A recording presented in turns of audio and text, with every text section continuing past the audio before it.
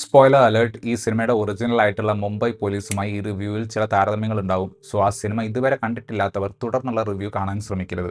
റോഷൻ ആൻഡ്രൂസിന്റെ ആദ്യ ഹിന്ദി സിനിമയായിട്ടുള്ള ദേവ അദ്ദേഹത്തിന്റെ തന്നെ 2013 ഇറങ്ങിയ മുംബൈ പോലീസ് എന്ന ചിത്രത്തിന്റെ റീമേക്ക് ആണ് എന്ന് വാർത്തകൾ വന്നപ്പോൾ നായകനെ ഹോമോസെക്ഷൽ ആക്കാനുള്ള ധൈര്യം ബോളിവുഡ് കാണിക്കുമോ എന്ന ചോദ്യം ഉയർന്നിരുന്നു. ഹൈപ്പർ മാസ്കുലിൻ ആയിട്ടുള്ള സിനിമയുടെ ട്രെയിലറും ടീസറും ഒക്കെ വന്നപ്പോൾ തന്നെ അതിന് സാധ്യതയില്ല എന്നത് ഒന്നുകൂടെ ഉറപ്പാവുകയായിരുന്നു. പക്ഷെ ഇതിനേക്കാളൊക്കെ ഈ സിനിമയെ ഒരു ദുരന്തമാക്കുന്നത് തിരക്കഥയുടെ സ്ട്രക്ചർ പൊളിക്കാൻ അവർ ശ്രമിച്ചതാണ്. ഫാസ്റ്റ് ആയിട്ടുള്ള കട്ടുകളും ലൗഡ് മ്യൂസിക്കും പിന്നെ വല്ലാത്തൊരു വൈൽഡ് എനർജിയിലുള്ള ഷാഹിദ് കപൂറും ഉണ്ടായിരുന്ന ഈ സിനിമയുടെ ട്രെയിലർ കാണുമ്പോൾ ഇതിങ്ങനെ ഒരു ഡള്ള് പടമാകുമെന്ന് ആരും പ്രതീക്ഷിച്ചു കാണില്ല. ദേവ് ആംബ്രെ മുംബൈ പോലീസിലെ ACP ആണ്. അച്ചടക്കമില്ലാത്ത ആരോടും തട്ടിക്കയറുന്ന പോലീസുകാരൻ എന്ന ഇമേജ് അയാൾക്കുണ്ട്. അയാളുടെ പോലീസ് ബ്രൂട്ടാലിറ്റി പത്രങ്ങളിൽ വരെ വാർത്തയായിട്ട് വന്നിട്ടുള്ളതാണ്. കാര്യമായ സുഹൃത്തുക്കളൊന്നും അയാൾക്കില്ല.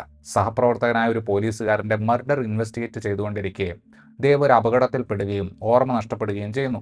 താൻ ആരാണെന്ന് പോലും അറിയാത്ത ദേവ് കേസിന്റെ ബാക്കി എങ്ങനെ അന്വേഷിക്കുന്നു എന്നതാണ് ദേവ എന്ന ഈ സിനിമയിൽ നമ്മൾ കാണുന്നത്. മലയാളത്തിന് സമാനമായ രീതിയിൽ നായകൻ ഫർഹാനെ കോൾ ചെയ്ത് കേസ് ക്ലോസ് ചെയ്തു എന്ന് പറയുകയും അതിന്റെ പിന്നാലെ അപകടം നടക്കുകയും ചെയ്യുന്ന രീതിയിലാണ് ഈ സിനിമയും തുടങ്ങുന്നത്.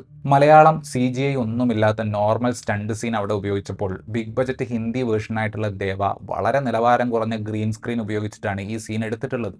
ഒട്ടും കൺവിൻസിംഗ് അല്ലാത്ത ആ സീക്വൻസ് കാണുമ്പോൾ തന്നെ പടത്തിനോടുള്ള മതിപ്പ് കുറയുകയാണ്. ഇത് കഴിഞ്ഞ് ഒരു 5 മിനിറ്റ് കഴിയുമ്പോൾ ഫ്ലാഷ് ബാക്കിൽ ആന്റണി മോസസ്, അതായത് ഇവിടെ ദേവ പെങ്ങളുടെ കല്യാണത്തിന് ബസഡ് മച്ച എന്ന പാട്ടിന് ഡാൻസ് കളിക്കുകയാണ്. സ്വന്തം കരിയറിലെ ഏറ്റവും മികച്ചത് എന്ന് പറയാവുന്ന തിരക്കഥയെ ബോളിവുഡിൽ കൊണ്ടുപോയി പൊളിച്ചു പണിയാൻ നോക്കിയിട്ട് വളർന്നു വരുന്ന ഫിലിം മേക്കേഴ്സിന് ഒരു കഥ നല്ല രീതിയിൽ ഡെലിവറി ചെയ്യുന്നതിൽ തിരക്കഥയ്ക്കുള്ള പ്രാധാന്യം പഠിപ്പിച്ചു കൊടുക്കുന്നുണ്ട് ഈ സിനിമയിലൂടെ റോഷൻ ആൻഡ്രൂസ്. മലയാളം വെർഷനിൽ ഒന്നാം പകുതിയിൽ നടക്കുന്ന ഭൂരിഭാഗം കാര്യങ്ങളും ദേവയിലേക്ക് വരുമ്പോൾ രണ്ടാം പകുതിയിലാണ് സംഭവിക്കുന്നത്. വ്യത്യസ്തമാക്കാൻ വേണ്ടി ശ്രമിച്ചിട്ടുള്ള ഇത്തരത്തിലുള്ള നെറേറ്റീവ് എക്സ്പെരിമെന്റുകൾ ട്വിസ്റ്റ് റിവീൽ ചെയ്യുന്നതിലുള്ള ഈ സിനിമയുടെ ഭംഗിയാണ് സത്യം പറഞ്ഞാൽ നശിപ്പിക്കുന്നത്. ഷാഹിദ് കപൂറിനെ പോലെ ഒരു നായകൻ വന്നതുകൊണ്ടാണെന്ന് തോന്നുന്നു വളരെ മാച്ചോ ആയിട്ടുള്ള ഒരു ഹീറോ വർഷിപ്പിംഗ് സിനിമയായിട്ടാണ് ദേവ ഒരുക്കിയിട്ടുള്ളത്. ഒറിജിനലിൽ ഉണ്ടായിരുന്ന ഹോമോസെക്ഷുവാലിറ്റി ആംഗിൾ എക്സ്പ്ലോർ ചെയ്യാനുള്ള ധൈര്യം ബോളിവുഡിന് ഇല്ലാത്തതുകൊണ്ട് പുതിയൊരു ട്രാക്ക് ആ ഒരു കാര്യത്തിന് വേണ്ടി അവർക്ക് ഈ സിനിമയിൽ ക്രിയേറ്റ് ചെയ്യേണ്ടതായിട്ടുണ്ട്.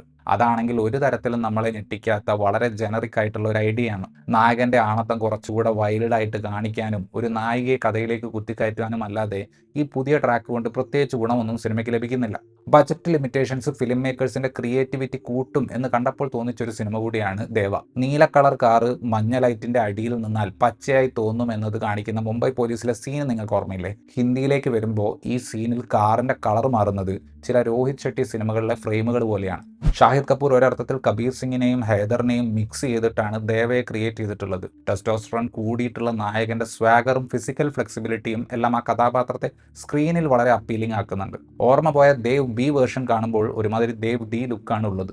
ഥപ്പടിൽ ഉണ്ടായിരുന്ന പാവേൽ ഗുലാട്ടിയാണ് ACP റോഹൻ ഡിസിൽവയുടെ റോളിൽ വന്നിട്ടുള്ളത്. മികച്ചൊരു കാസ്റ്റിംഗ് ചോയ്സ് ആയിരുന്നു അത്. അഭിനയത്തിന്റെ കാര്യത്തിൽ കാര്യമായി ഒന്നും ചെയ്യാനില്ലാത്ത എന്നാൽ കഥയിൽ പോലീസ് ബ്രൂട്ടാലിറ്റിയെക്കുറിച്ച് എഴുതുന്ന ജേർണലിസ്റ്റായി വരുന്ന നായികയാണ് പൂജ ഹെഗ്ഡെ അവതരിപ്പിച്ച കഥാപാത്രം. ഒരു സിനിമ റീമേക്ക് ചെയ്യുമ്പോൾ വേറെ ഒരു വേർഷൻ ക്രിയേറ്റ് ചെയ്ത് ഇങ്ങനെ സംഭവിച്ചിരുന്നെങ്കിൽ എങ്ങനെയാവുമായിരുന്നു എന്ന് നമ്മൾക്ക് കാണിച്ചു തരാൻ ഫിലിം മേക്കേഴ്സ് നോക്കുന്നത് സത്യത്തിൽ നല്ലൊരു കാര്യമാണ്.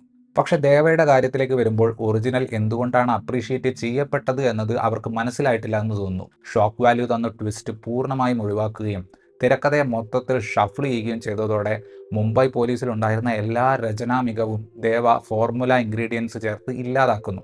മുംബൈ പോലീസ് ഒരു കോംപ്ലിക്കേറ്റഡ് ത്രില്ലറും ക്യാരക്ടർ സ്റ്റഡിയുമായിരുന്നെങ്കിൽ ദേവ മറ്റൊരു കബീർ സിംഗ് പ്രതീക്ഷിച്ചു പോകുന്നവനെ തൃപ്തിപ്പെടുത്താൻ വേണ്ടി ഉണ്ടാക്കിയിട്ടുള്ള ഒരു തട്ടിക്കൂട്ട് മസാലപ്പടമാണ്. ഇതിനെ ഒരു ഹീറോ പടം ആക്കാനുള്ള ശ്രമങ്ങളുടെ ഭാഗമായിട്ടാണെന്ന് തോന്നുന്നു ഈ പടത്തിന്റെ അവസാനം ജയിലിൽ വെച്ചിട്ടുള്ള ഒരു ഫൈറ്റ് സീക്വൻസ് വരെയുണ്ട്. സിനിമയ്ക്ക് മുന്നേ ആയുള്ള പ്രസ് മീറ്റിൽ ഷാഹിദ് കപൂർ വളരെ അഭിമാനത്തോടെ ഹമാരെ ഡയറക്ടർ കേരള സെ ഹേ എന്നൊക്കെ പറയുന്നുണ്ടായിരുന്നു. ഡയറക്ടറുടെ കൂടെ തിരക്കഥയും ധൈര്യവും ഇവിടെ നിന്ന് അങ്ങോട്ട് കൊണ്ടുപോയാൽ മാത്രമേ ചില സിനിമകൾ വൃത്തിക്ക് റീമേക്ക് ചെയ്യാൻ പറ്റൂ എന്ന് ദേവ കണ്ടതോടെ തെളിഞ്ഞു. ഇത്രയുമായിരുന്നു ഈ സിനിമയെക്കുറിച്ചുള്ള എൻ്റെ റിവ്യൂ. വീഡിയോ ഇഷ്ടപ്പെട്ടാൽ ലൈക്ക് തരുമെന്നും ഇതുപോലുള്ള കൂടുതൽ വീഡിയോകൾ കാണാൻ ചാനൽ സബ്സ്ക്രൈബ് ചെയ്യുമെന്നും പ്രതീക്ഷിക്കുന്നു. താങ്ക്